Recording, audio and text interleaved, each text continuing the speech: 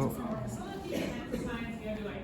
So before we get started, the science and experimental capabilities, safety first. This is a national lab, and it's really important to us. Everybody comes here to visit us, works here, goes home and works safely or is in a safe environment in between.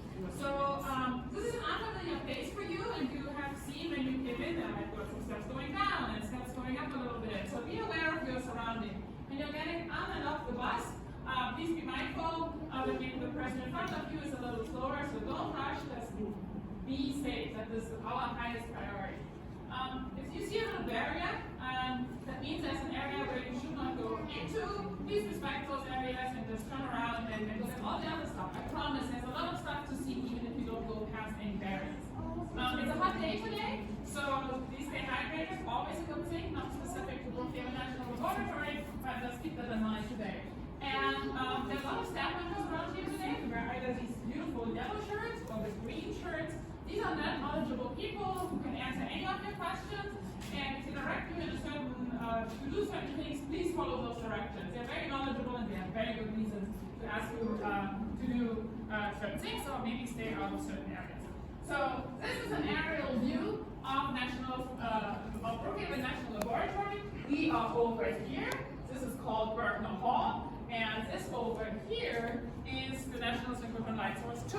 The reason that is National Synchrotron Light Source 2 is that there was a National Synchrotron Light Source 1, which is this one over here. This is an older facility, and this one, the new one, is much more powerful. That's why we built an entire new machine to do that. But as you can see, there's a lot more going on here on this campus. So essentially a little science village. We have different buildings where scientists focusing on different science areas are housed. So we have chemistry, physics, biology, nanomaterials, computational sciences. So it's all here on this campus. About 3,000 people here on site. Not everybody does science, but everybody is involved in supporting science. What's unique about the National Synchrotron Light Source, as well as the Center for Functional Nanomaterials, these are user facilities.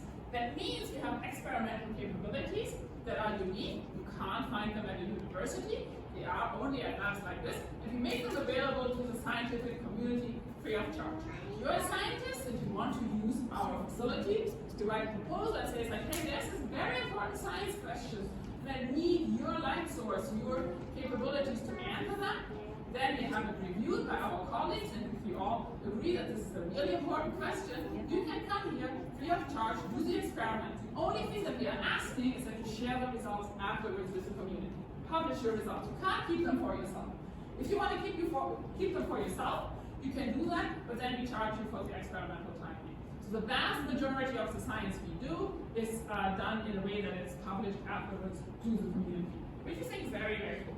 So National Synchrotron Light Source has two important words in its name. One is like synchrotron, and the other is light source. So what is a synchrotron? Well, the synchrotron is a light source. So what it does is it makes light across the entire spectral range. So most of us know visible light has different wavelengths. Different colors mean different wavelengths. So what you can also, which is a similar kind of light, is microwaves that you use for cooking meals in your microwave. That is a similar kind of light than the visible light and the X-rays. It has all very similar properties if you look at it as something that comes that you can use to make other things visible. What we are focused on most of the time are X-rays. So the same way that in the doctor's office you can use X-rays, you get an X-ray of your hand, you can distinguish this is the bone and this is the tissue because more or less X-rays go through. We do a similar thing, but we go way beyond that. We can do it on the atomic scale, so we can tell you how are the atoms arranged in the material that you're looking at, and we can tell you what it is. You might have a material that has iron in it, that has carbon in it, that has silicon, and we can tell you its atomic precision, where it is, and what's its chemical function. So that's very unique. And to do that, we need to have a light source like NSLS-II. So we make X-rays, do most of the stuff over here, and we look at atoms and molecules with very great detail.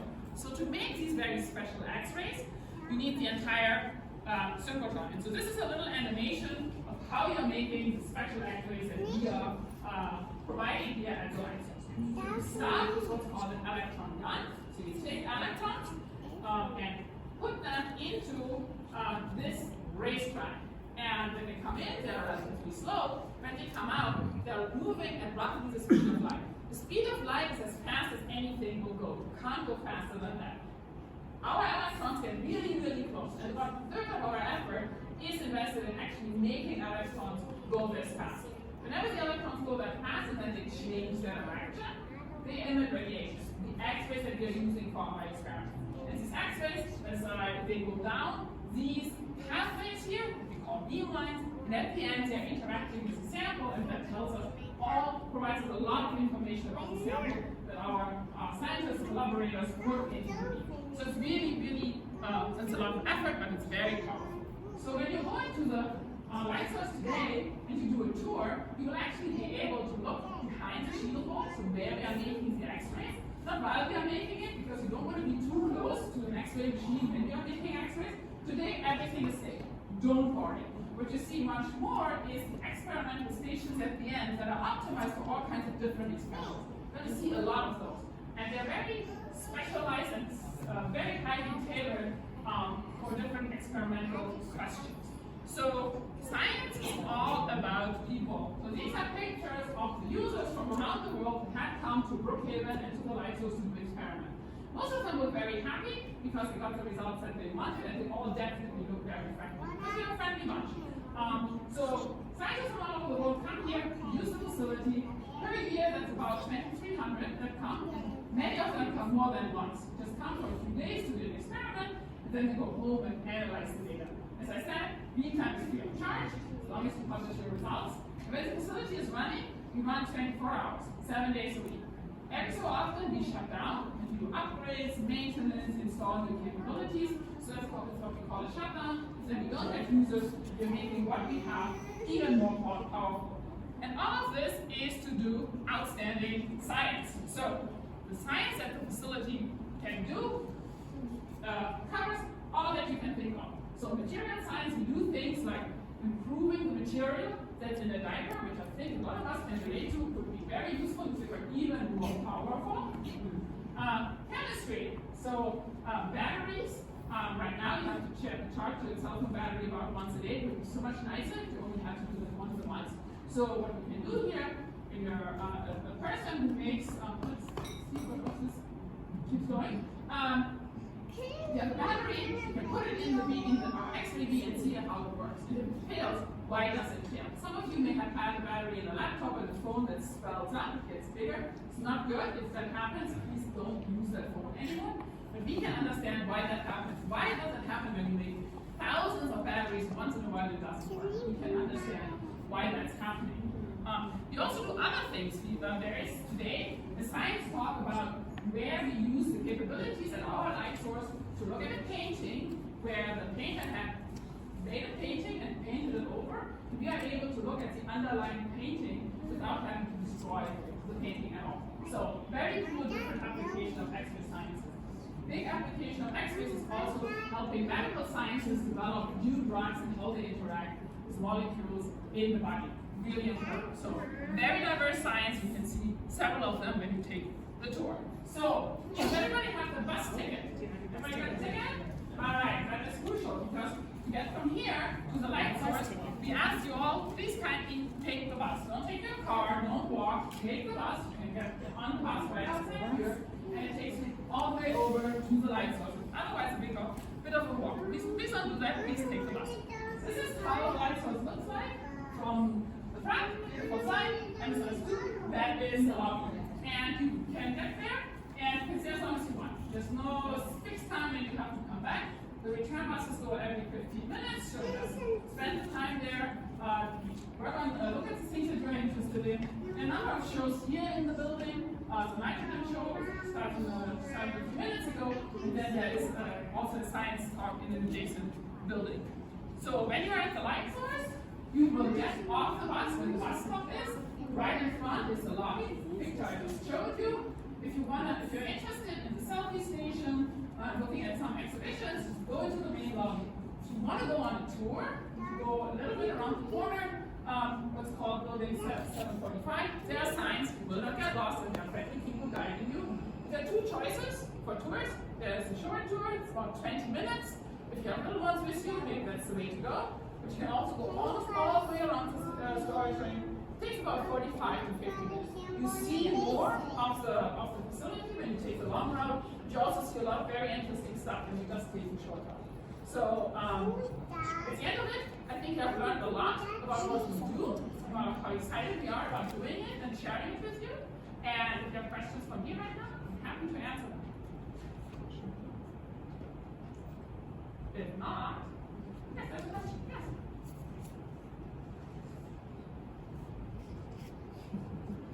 But how would light come like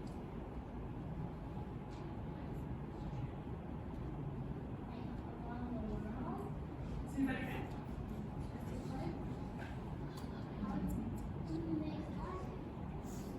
In the synchrotron?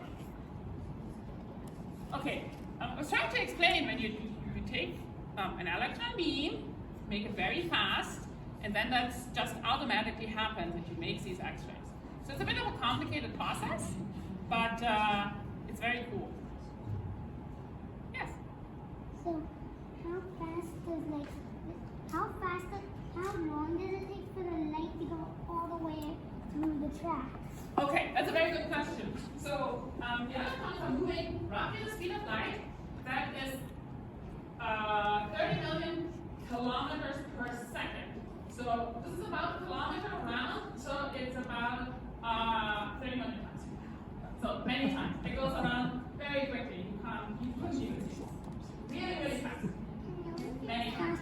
So that little cartoon was like a little bit of a understatement. All right. Yeah.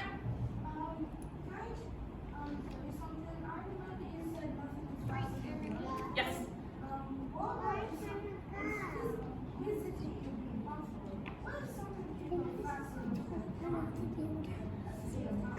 So we don't think that's possible as scientists. So there was a very famous scientist, Einstein, who proved to us if you accelerate something very fast, then it gets close to the speed of light, it gets much, much harder, even increases velocity. So physics, the nature tells you you can't do it. That's just the way physics works. Yeah. No, the speed of sound is much, much slower.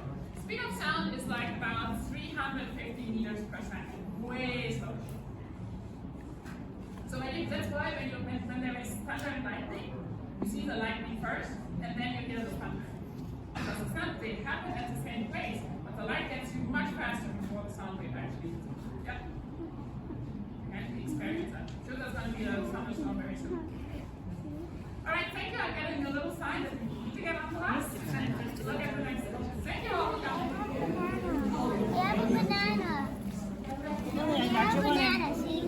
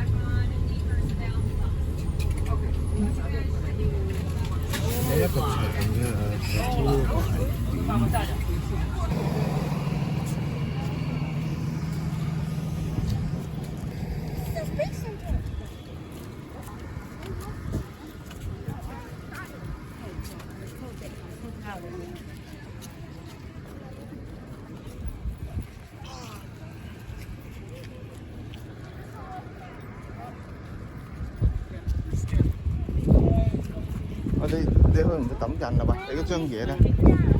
Để là tẩm dành. Okay. Do you want to hold it? Should we do your stand? Hey, you hold it. Thank you. Yeah. Tháp tẩm nó pin tổ. No, it goes in this little book.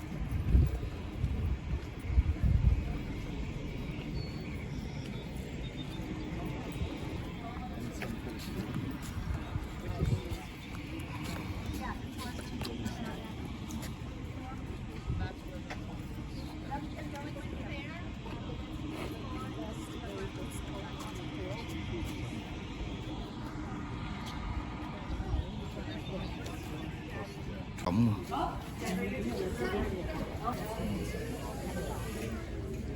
I have it in your number right now, like just like we So what we're doing here is we are making sound with light.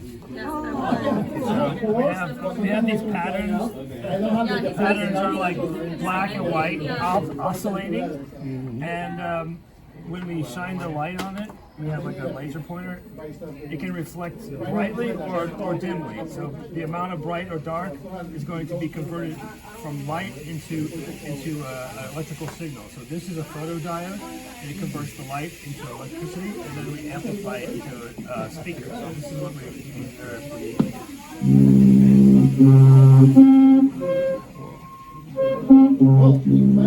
And so the patterns that are on this disc are just some dots. We have a bunch of other different patterns.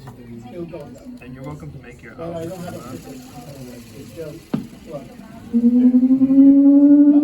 This thing is taken to spin up.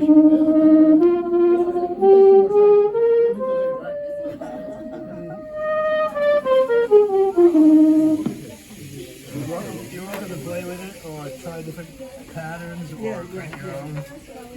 Just put it on top. Yep, you can put it on top. So how do they see in Samsung card? It works in the same way. So Samsung card has electric motor, right? So basically,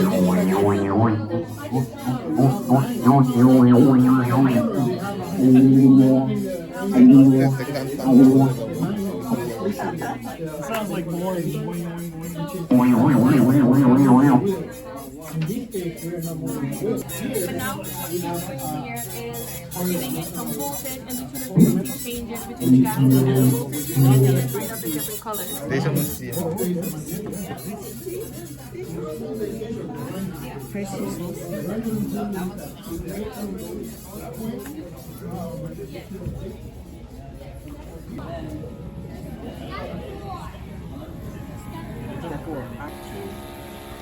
Scatter upon materials in different ways at different end stations. To close the hutch, you can turn on the beam. You can turn on this beam, so press the green button. Buttons on the front. Yeah, press and hold. Yeah, press and hold, and then the X-ray will go into the beam, and then that can be used as your experiment. And so when you're going inside the door, you guys are going to be stopping at these end stations, and they'll be talking to you about what they're doing inside this end station, what what system they have to measure, test, and do experiments.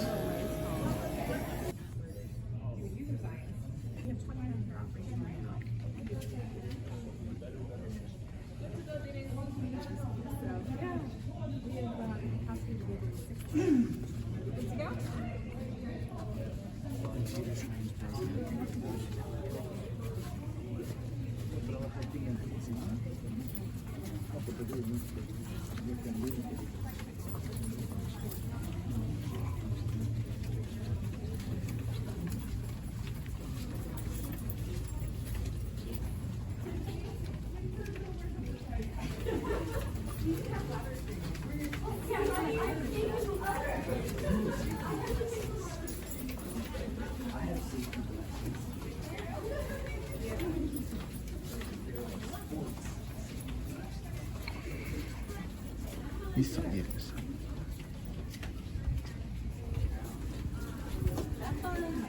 Take pictures.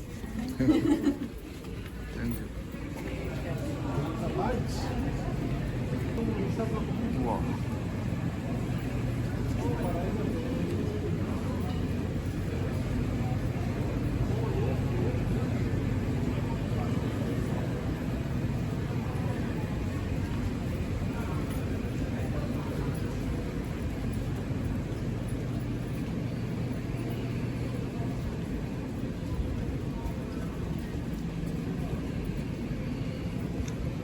咧上邊嗰啲管幾長，即係啲光喺嗰度轉。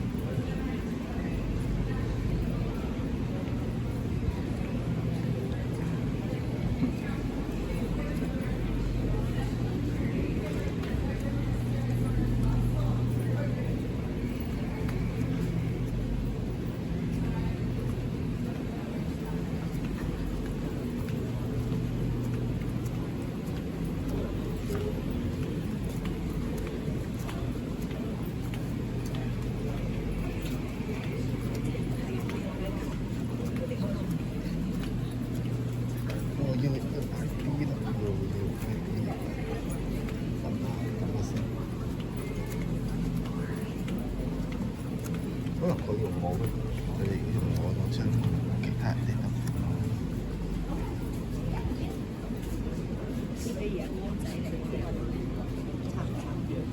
係喎，唔知啦。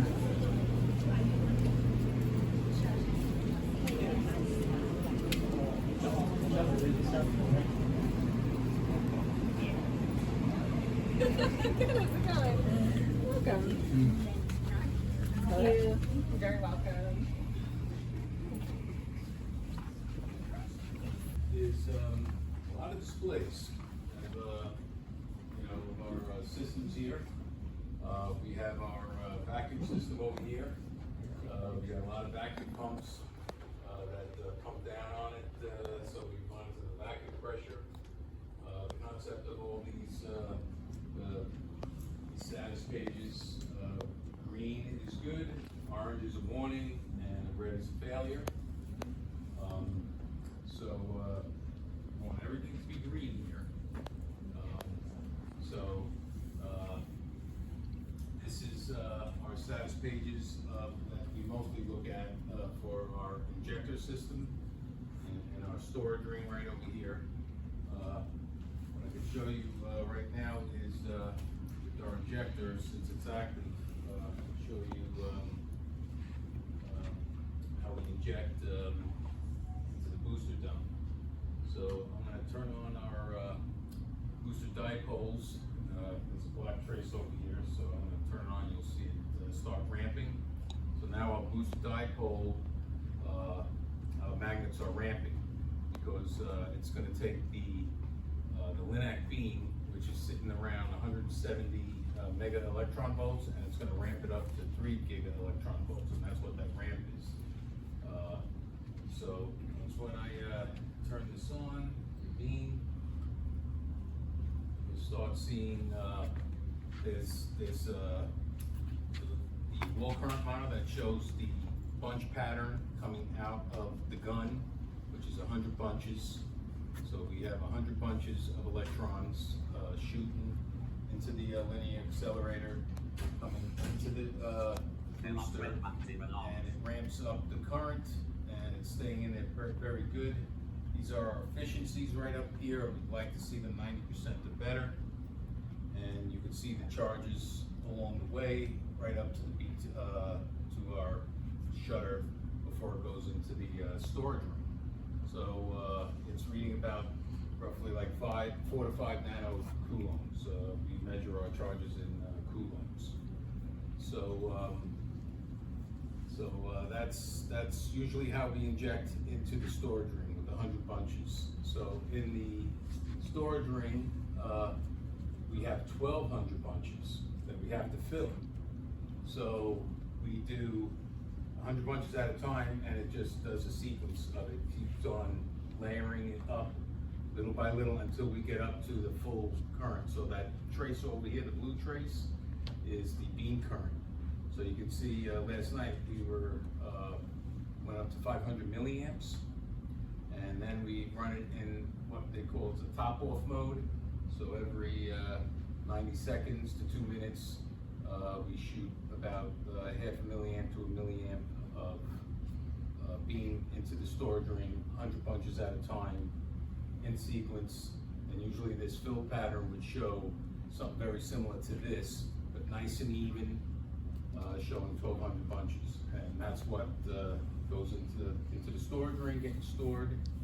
And we monitor the orbits in place for the beam lines. We enable the shutters so they could open up the front of shutters to let the light down into the beam lines. And so we have 6 operators that are here overnight to monitor this. And so there's 6 operators on. Usually you have 1 operator on during the day. We have supporting staff in the lab office building over here, a bunch of physicists that if we need help, we call them in. And then overnight we have 2 operators on because there's nobody working overnight, you know, for the normal work day for the physicists. And this is our alarm system over there. Those 2 columns of reds showing faults right now because our systems are off for the Summer Sunday tour to let people into the storage ring. So I don't know if you had to take a peek inside there yet to see the, yeah, you'll probably, I think they're going inside to see that, right? Not on the street. Oh, they're not, okay. Yeah, so there's usually a spot where you can see the ring, you see all the magnets in there. It's storage rings like a half a mile circumference and many magnets. And we have a lot of power supplies. So like last night, we were running at 500 milliamps around 6 o'clock in the morning.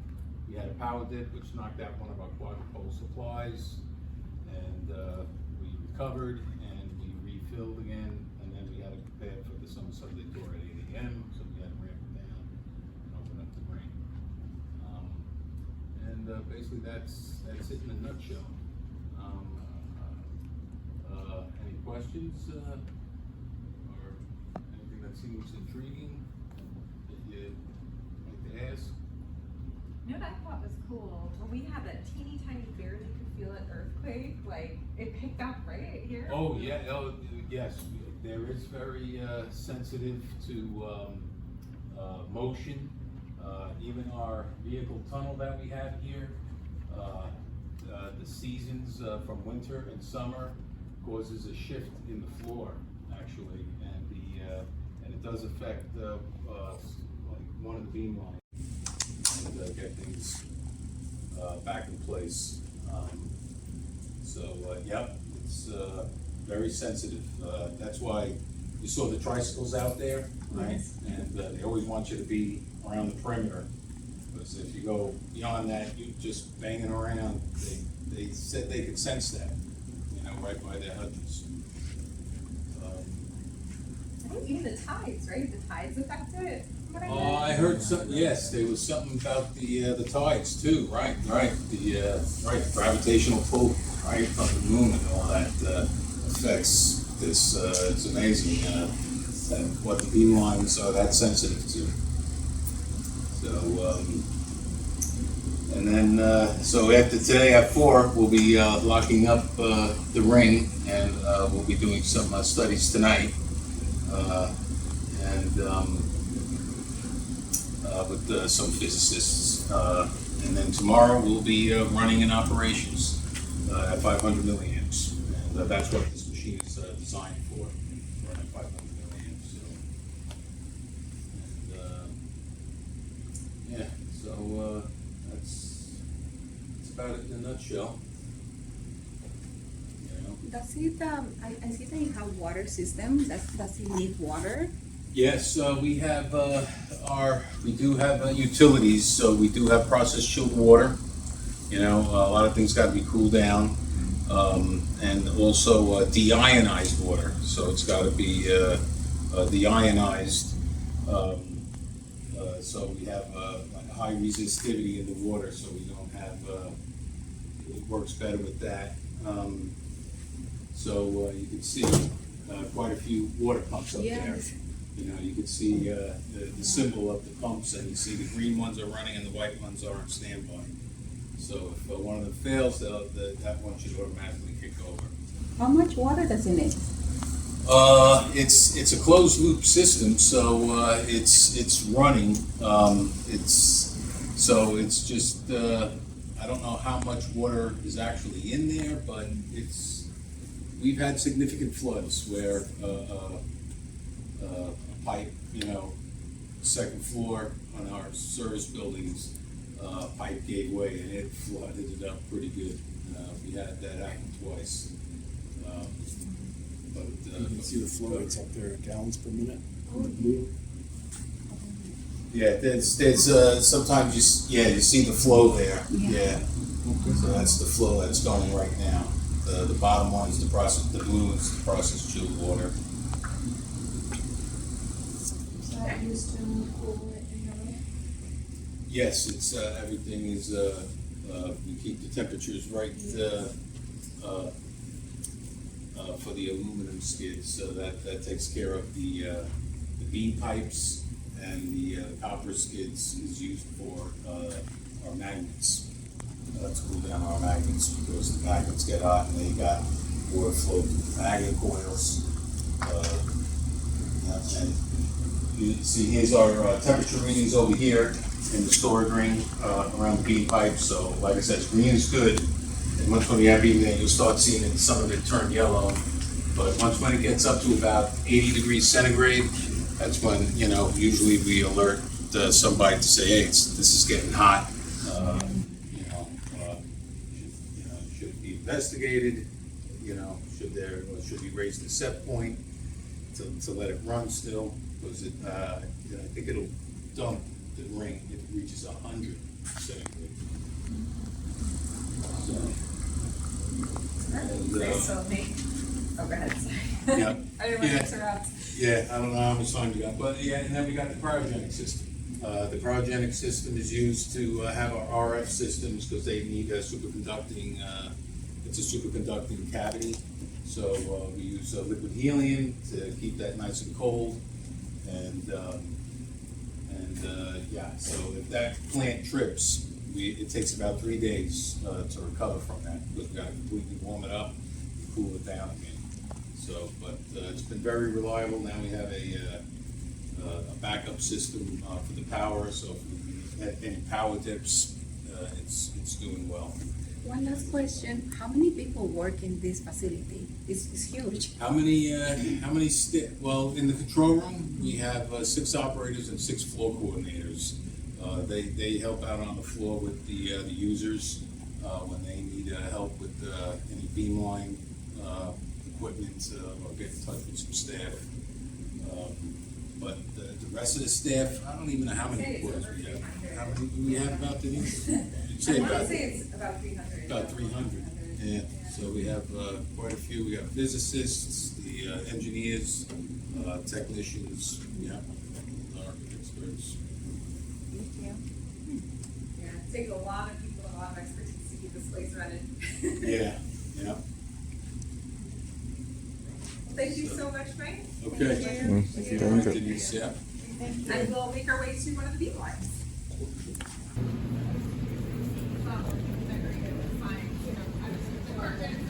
Some people get a little creative. You can walk around the ring 6 times, and essentially get a 5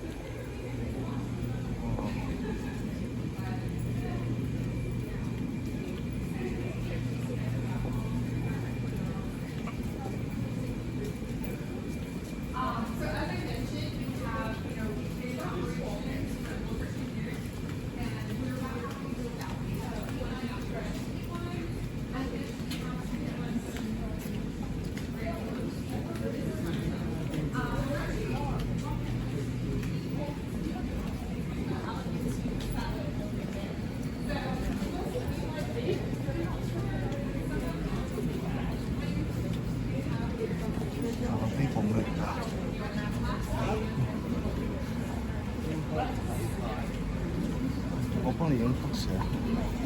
이게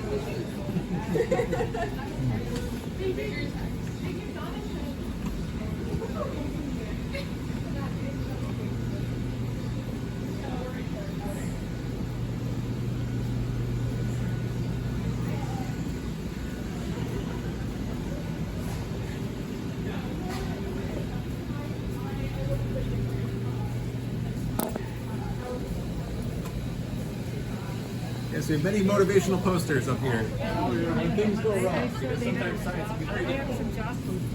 Hello, welcome to ISS. Please, everyone, we have plenty of space over here.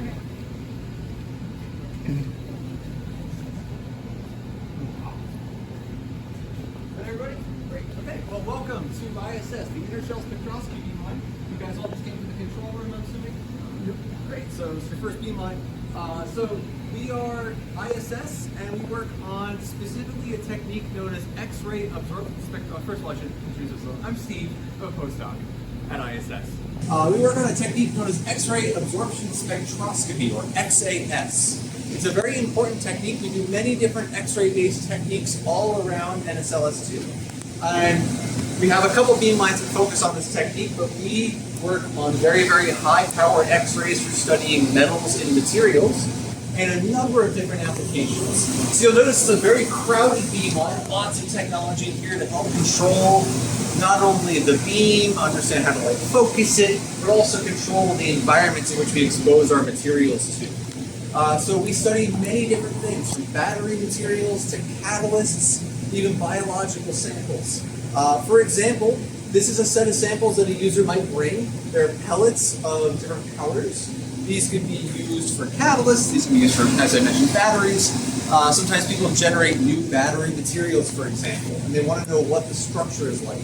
So the nice thing about this XAS technique is we can study where electrons go in the structure of a material and also look at atomically precise structure of these materials to kind of understand what they've made and generally understand how they work. So when you have a sample set like this, I take this nice sample, I just pop it right in our beamline. X-rays are generated down with the synchrotron along the right and are brought down along the pipe into this hutch and are shot through here. X-rays will hit our samples. You can come around here if you want to get a better look. X-rays will hit the samples and then will reflect down, and depending on the absorption of these X-rays, how they move around, we have different detectors all about that can absorb these X-rays, and like radar guns, they can see what the X-rays are doing. So that can tell us a lot about the structure and energy of a material. And now, a material at rest is okay. We get a lot of people from all over the world that bring their materials here to study. But that's not always the most interesting thing. So sometimes we have users come in and they want to look at their materials under different conditions. If they're using it as a catalyst, they want to heat it up, expose it to different other gases or liquids that might flow over it. Batteries, we want to be able to charge and discharge our materials. So what we do is this, for example, is a catalyst cell. If I can get the window out of here, that'd be great. Somewhere in there. There we go. Well, either way, it's not coming out today. There we go. So we put our material inside the cell, and then we put this material, this is Kapton. This is Kapton material, and it is a very, very strong polymer. They use it on spacecraft, they use it on satellites. It's very good at protecting things, but also is translucent and transparent to light and X-rays. So we can actually put our catalyst and material in here, put the window over it, that'll keep everything contained, seal it up, and actually X-rays will go in through this window, and it'll actually fluoresce back out, and we can look at our sample. We can heat this entire cell up, we can flow different materials through it to really get an idea of how the material behaves. So why do we do this? Well, if I eat a lot of candy, I can't sit still. I need to run around like crazy. You put energy on any material, it's also going to behave something like that. It might start moving around, interacting with its environment in ways you might not expect. It'll have different energetics, and we want to be able to observe that in real time. So by doing that, we can understand not only how these materials work, but also help to improve them to develop better materials like better batteries, better catalysts.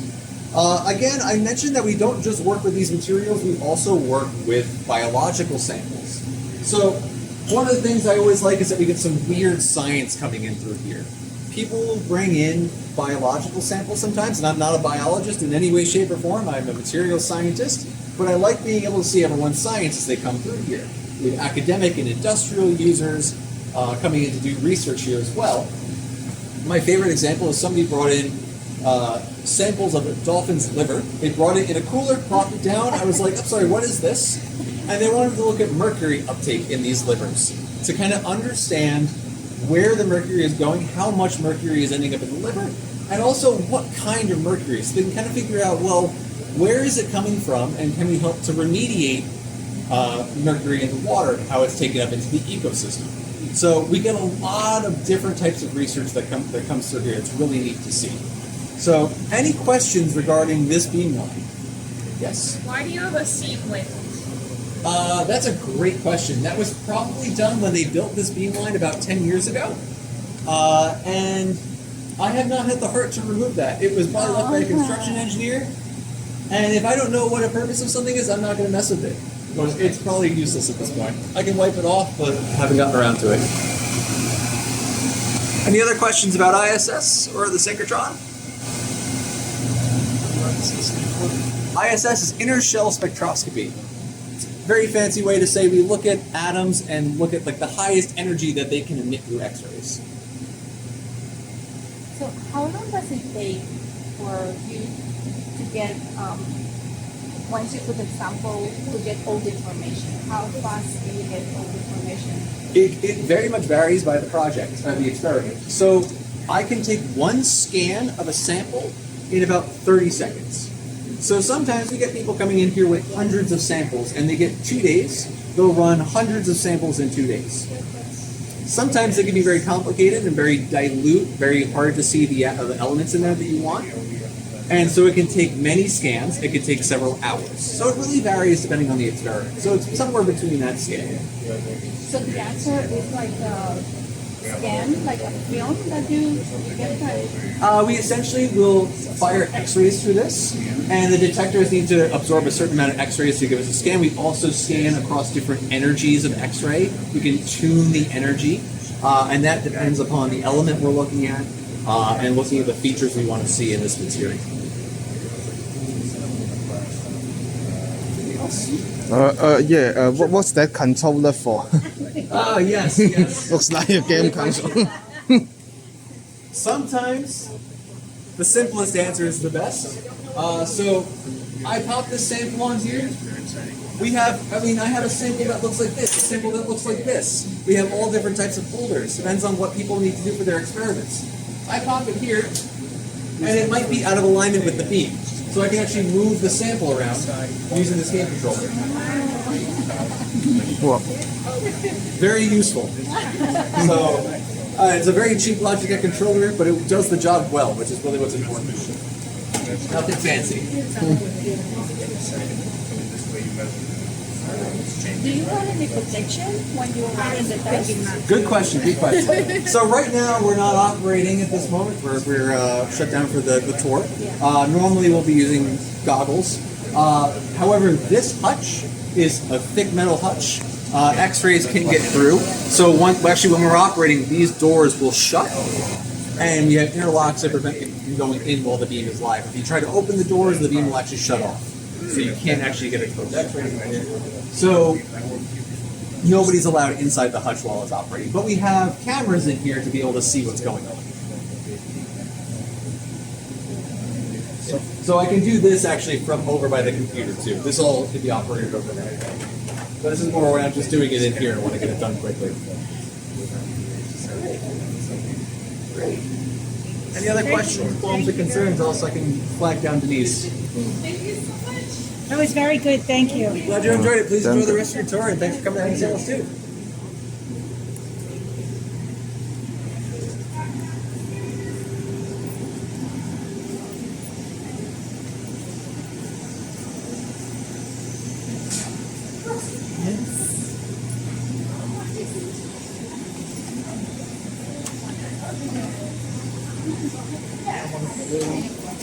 Absorption of these X-rays, how they move around.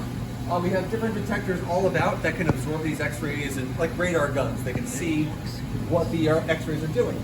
So that can tell us a lot about the structure and energy of a material. Absorption of these X-rays, how they move around. We have different detectors all about that can absorb these X-rays, and like radar guns, they can see what the X-rays are doing. So that can tell us a lot about the structure and energy of a material.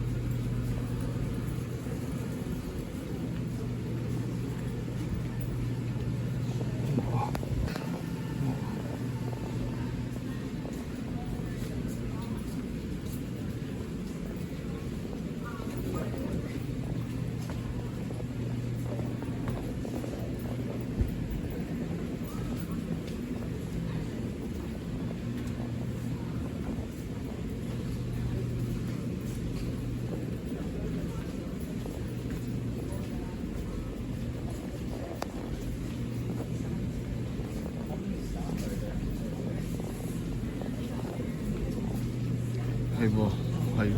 依家我哋都好似半個鐘。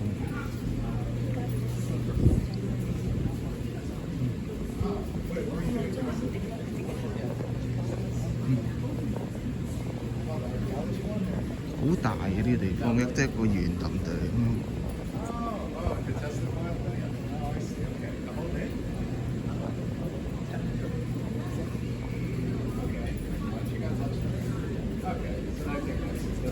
You get to walk off what you ate.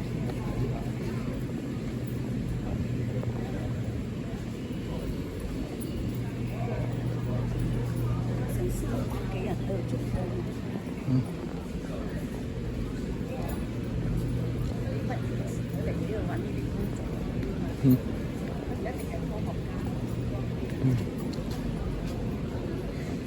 即係如果你有啲想咧研究啲咩，你自己都可以走入嚟呢度研究喎，要用佢呢度啲機器免費嘅，但係你就要公佈嗰啲資料出嚟咯。你，但係如果你唔公佈咧，佢哋就要 charge 你錢啦。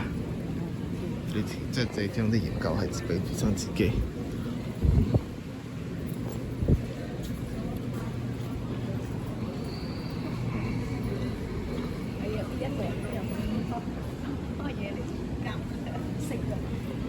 vậy hả mà? Đây vẫn là textile này.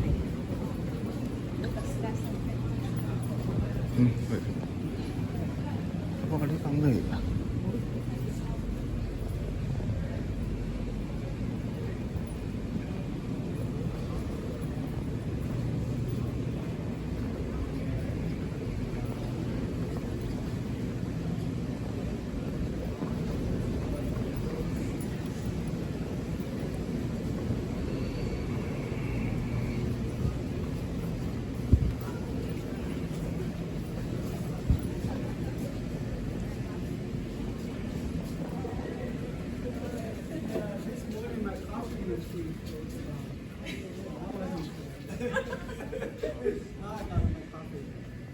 So, welcome to the HEX.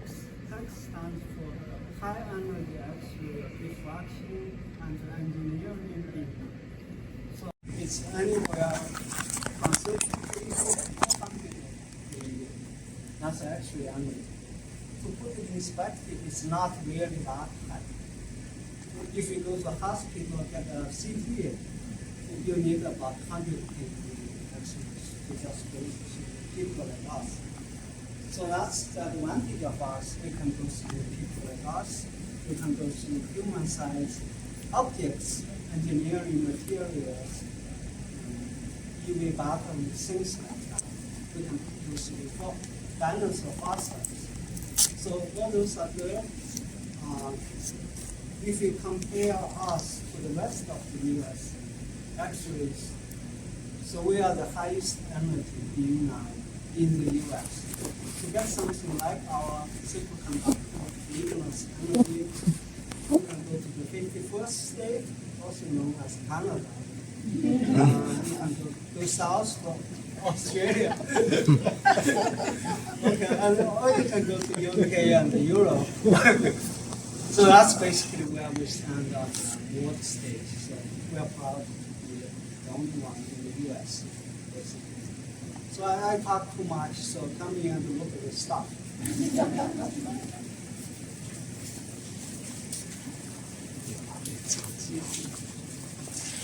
So as we can see,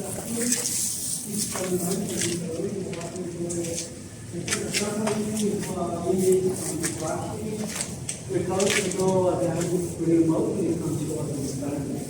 Basically, we can't be in here when the X-ray is on. So for that, look at the thickness, this thickness of the wall. It's more than 2 feet. Yeah. Same for the roof. It's a little less than 2 feet. So when I designed this beam about 7 years ago, Russia was making some noise. So I scratched my head. I said I want a safe and a big touch. So that when Russia fires some nuclear weapons and power plants, this is the place I want to hide in. So if it's big enough, I can bring my family, my friends, and parties. So remember that bad things happen. This touch is the place to be. No, just a joke. So we preserve enough space for future expansion because it's so unique. People want to put their experiment in this touch and stay and keep doing experiment. So we have convenience for future expansion. So here are examples of what we do that's unique here, not any other beam. We can go through about 1 inch or 2 inches of steel. No other beams can do that. This is a 3D printed steel sample. So you can pass them around and admire the test piece. This is the industrial battery.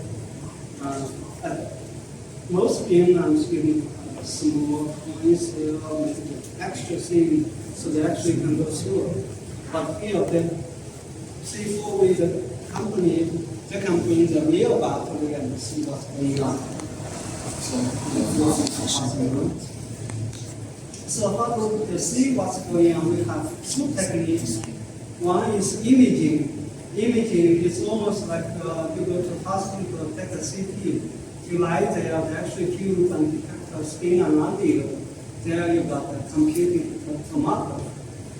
here we got those X-ray cameras. Actually coming this way, actually coming this wide, this tall. So it's quite big. We can image the battery, we can image the spheres and water. With computed model. Of course, the sample will have to spin around. We cannot spin the X-ray around like what we do in the hospital. The sample will get a little bit easy, but there are samples. So that's one aspect, one technique we provide for our users. The resolution can be 1,000 times better than what we are talking about. 1 micron resolution versus 1 millimeter resolution at the hospital. Another unique technique the hospitals don't have is, of course, diffraction. Their intensity is not very high. Here we have a detector sitting over there. And what we do is to put a slit here. The detector is this tall, it looks through the slit at the sample. So each of those 194 detectors will see part of the sample. Some will see the front, some will see the middle, some will see the back. So each of them gives you a diffraction pattern from which you can solve atomic structure and figure out the spectrum in the sample. So with this, basically we get many diffractions all at the same time. At every other beamline, you only get one diffraction pattern at the same time. So any questions so far? By the way, everything looks so new because there are some beamlines only 2 years old. So yeah, what was it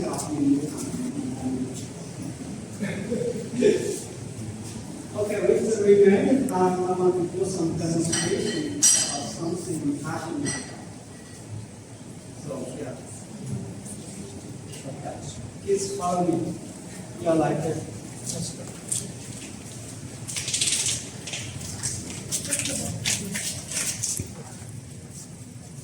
Okay, that's the light, so there is light. So just imagine this light is X-rays. So I feel my hand feels bad, so I go to the hospital. Of course, they'll take an X-ray of my hand. So imagine that's a film. To take an X-ray of my hand, I just put my hand between the X-ray and the film. See, I cast the shadow. So for the kids and the adults, what causes the shadow? Because my hand blocks the X-ray. It absorbs the X-ray. X-ray doesn't go through my hand, so it casts a shadow. So think about it. For the kids want to be radiologists, at least your parents want you to be radiologists. I know that. So for radiologists, this is a bad thing. They have been fighting this problem since forever. So to get a good image, you want good absorption. Good absorption equals dose. You know math? Dose is something you don't want. So you are forever fighting this problem. So you want good absorption, but you don't want absorption. So there's the compromise, as all radiologists do. So here I have my drinking glass. As I say, there is 5 o'clock somewhere in the room. Might as well be here. So, okay. So glass, kids, you understand glass is transparent to the light. So I have put something that's transparent in front of the X-rays, between the X-ray and the film. Do you see the shadow? You see less, at least less, right? We expect you don't see a shadow because the X-ray will just go through. It won't cast a shadow, it's transparent. So I'm an experimentalist. I don't even think, I just do it. So let's see. So why do you see a shadow that's well defined, almost as good as my hand? So think about your high school science, middle school science. So the reason you see a shadow is the X-ray goes through. It's not absorbed by the glass. Glass is transparent, but it's bent. Think about your prison rainbow experiment. It goes through, it bends, it lands somewhere else. You can even see it land here and here. So we realize that's happening even for X-rays, but at much smaller angle. We take advantage of it by using this piece of silicon crystal. It's just a shiny piece of crystal. So it diffracts X-ray. What happens is I put this guy, analyze the crystal, behind the glass. Then you can see it bounces this light up and down. What it does is it will analyze the angle of the X-rays after going through the glass. So with this, you can realize two things. You still generate an image which tells you what's inside the glass, but you don't need absorption. No absorption for the future radiologist, listen, means no dose. Small absorption means small dose. So this allows to image with very little dose, but still have good contrast. Any questions so far? Make sense, right, kids? Yeah. So radiologists, I want you to encourage you to do so. For two reasons. First, they get paid really well. Second, they don't work as hard as surgeons. Surgeons work 10, 15 hours non-stop. Radiologists don't do that. They used to stare at the film in a light box with a magnifying glass. They don't even do that. They sit by the computer. They look at the images, then they write the diagnosis. Okay, it's good. I'll show you some images that radiologists like. Okay?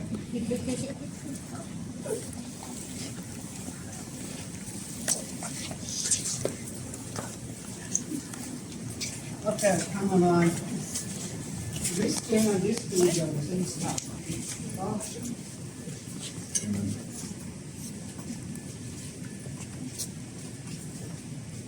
The last was to check the everything else. Of course,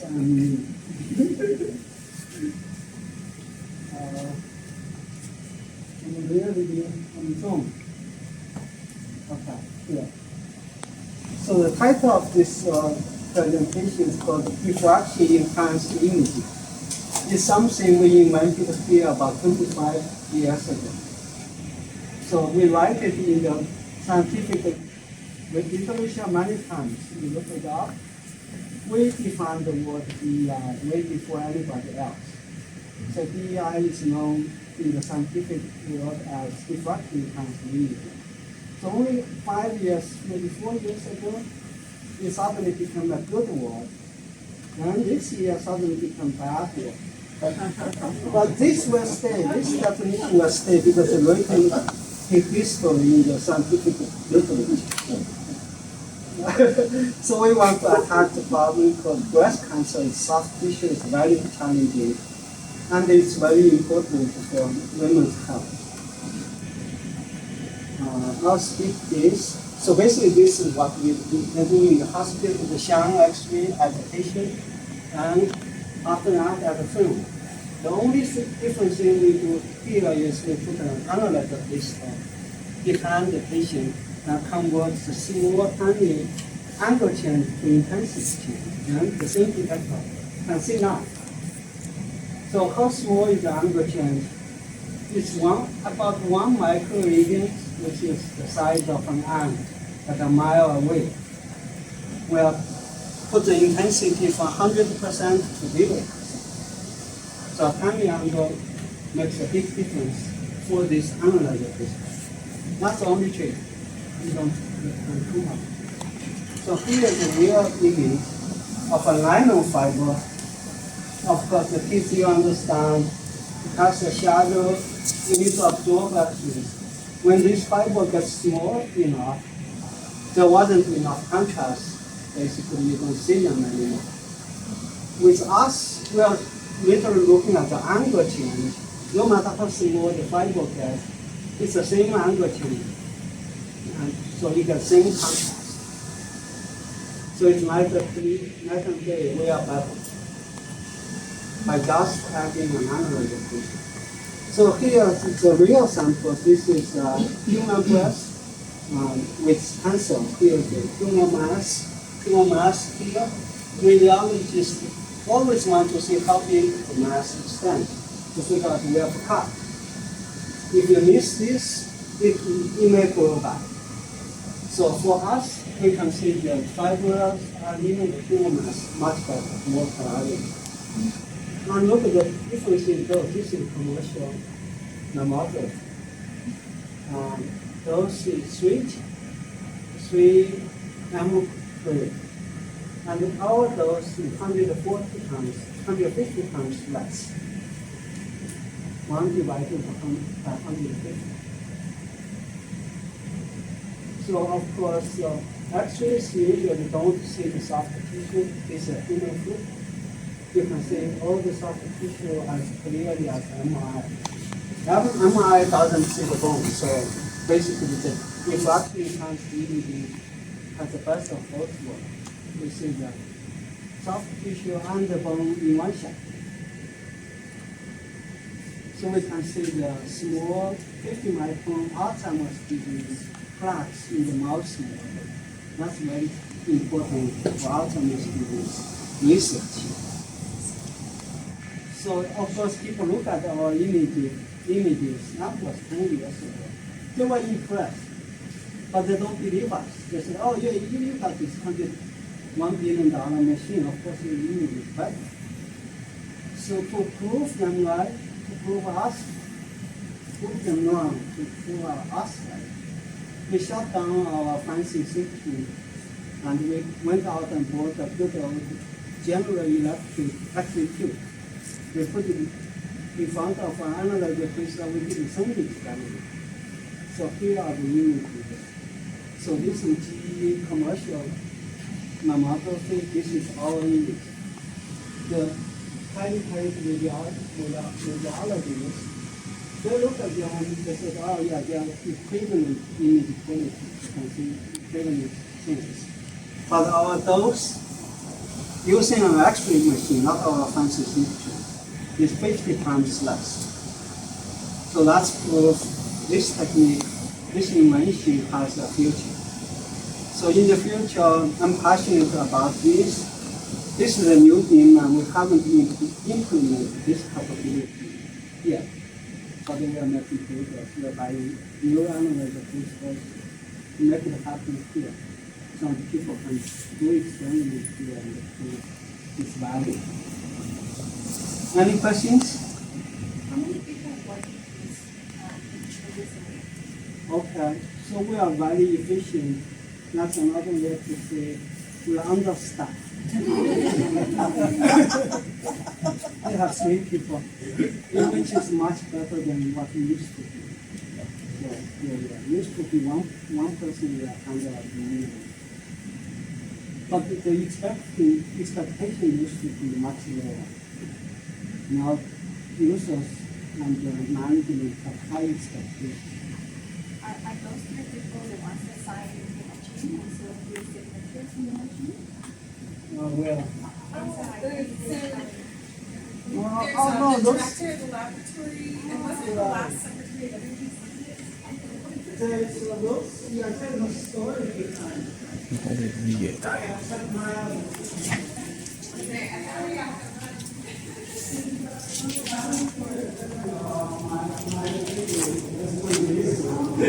So we have the lab director in charge of the whole lab.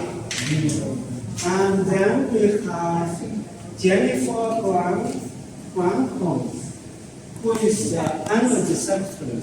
You know, those high up, the cabinet level people, commerce secretary, energy secretary, defense, they're all at the same level.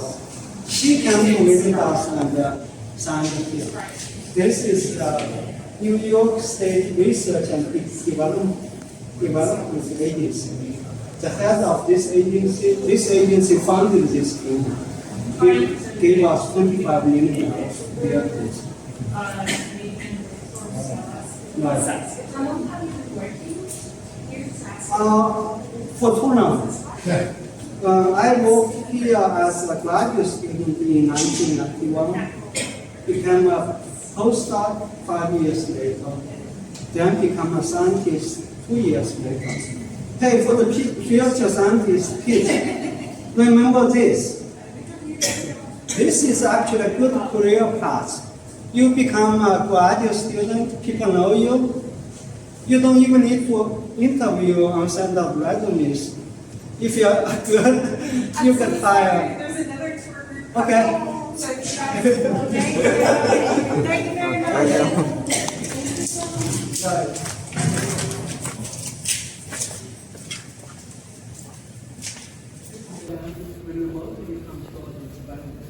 Basically, we can't even feel when you actually count objects. So for that, look at the thickness of the wall. It's more than 2 feet. Yeah. Same for the roof. It's a little less than 2 feet. So when I designed this beam about 7 years ago, Russia was making some noise. So I scratched my head. I said I want to. So it actually gives you a diffraction pattern from which you can solve atomic structure and figure out the stress and spin in the sample. So with this, basically you get many diffraction. We have the lab developer in charge of the whole lab. If you guys are interested in learning more though, we have a series called Science Shorts, and Zongzong actually has one. It's a 10-minute video, and it focuses on the diffraction enhanced imaging. So And that's on the lab's website? Yep, so if you go to NSLS-II's website, there's a videos drop down, and there's something called Science Shorts. And it's great. It's kind of similar to these stops here. Scientists talk about a project that they're passionate about, and they have visuals, and they explain it all in a very approachable and accessible way. So, no giant equations. But still, for scientists in public.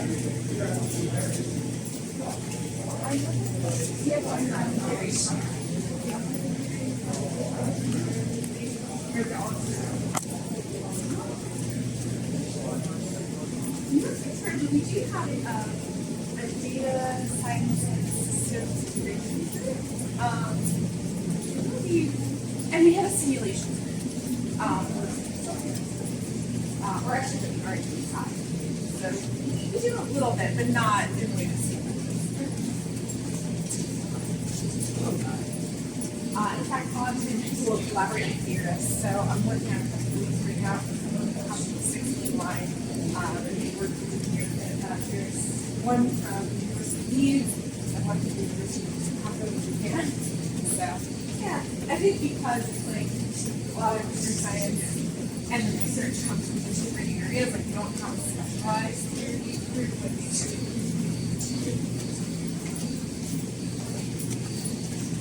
But it's nice being neighbors. We actually have a couple target lead lines. So CMS is partnered with material. We're working on a really interesting AI project right now, which Marco fans call Vision, which is kind of cute, but it's a completely activated line virtual assistant. Very hard on that.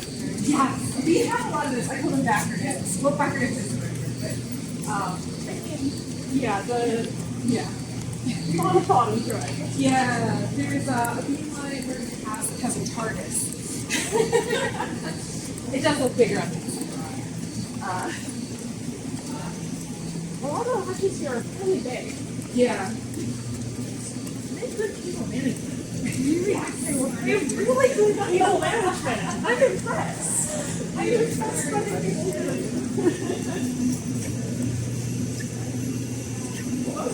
Most things don't have that many people in it.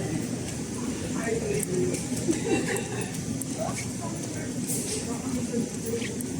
This is fun.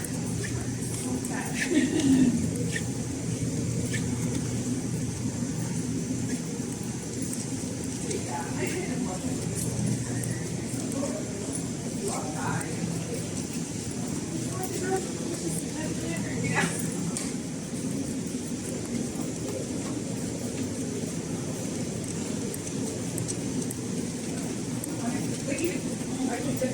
attracted so quickly. It's just here.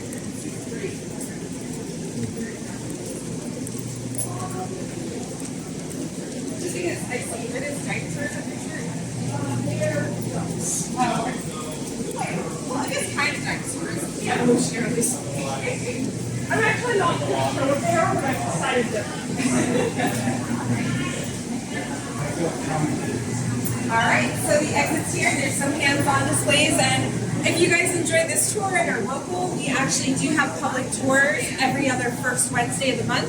So there's a QR code on the exit doors that we have one on August 6th. So if you're interested, scan the QR code. Hi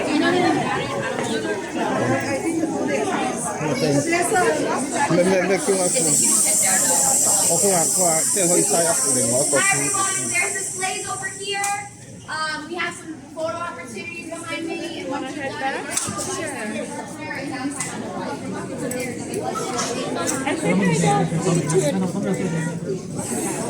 我嗰個好似喺網上可以 set up 㗎，8月6號嘅好似係。即係睇紙就係嚟呢個標頂嘅睇紙細啲咁樣呢個。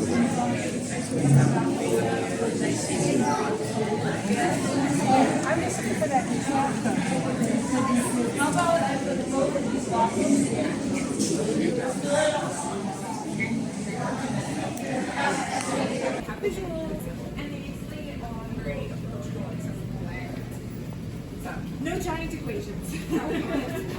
But still, yeah.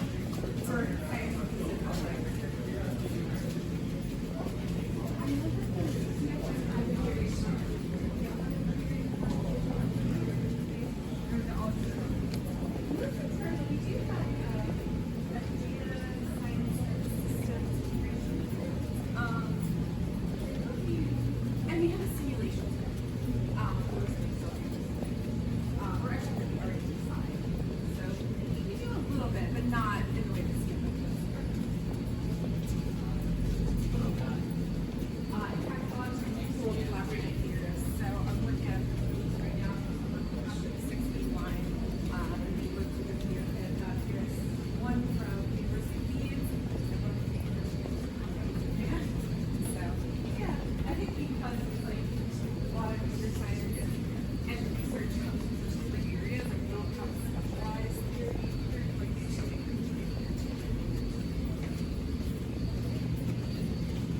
But it's nice being neighbors. We actually have partnership lines. So CMS is partnered with the Center for Electronic Material. We're working on a really AI project right now, which Marco fans. It's called Vision, which is kind of cute, but it's a voice activated line virtual assistant. I'm trying very hard on that. Yeah, we have a lot of this. I go back again. Go back again. I mean, yeah. A lot of thought into it. Yeah, here's a beeline we're going to pass that has a TARDIS. It does look bigger on the inside. Oh, I don't know, that's just your whole day. Yeah. That's good people management. Yeah. We have really good people management. I'm impressed. I'm impressed by the people management.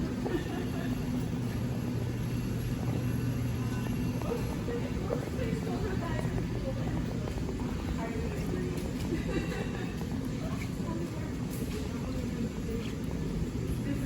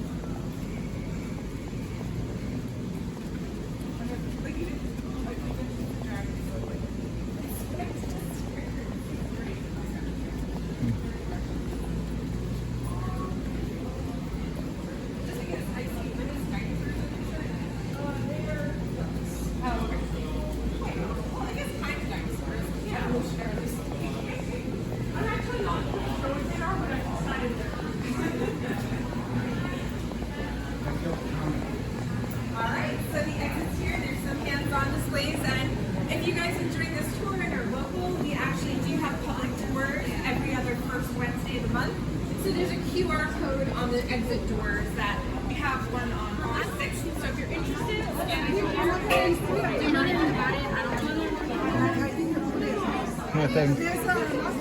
咩 QR code？ 哦，佢話即係可以 sign up 另外一個 tool。 There's displays over here. We have some photo opportunities behind me. And wanna head there?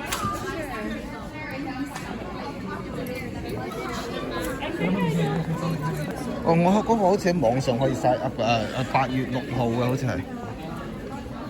即係睇紙又係嚟呢個標頂度睇仔細啲咁樣。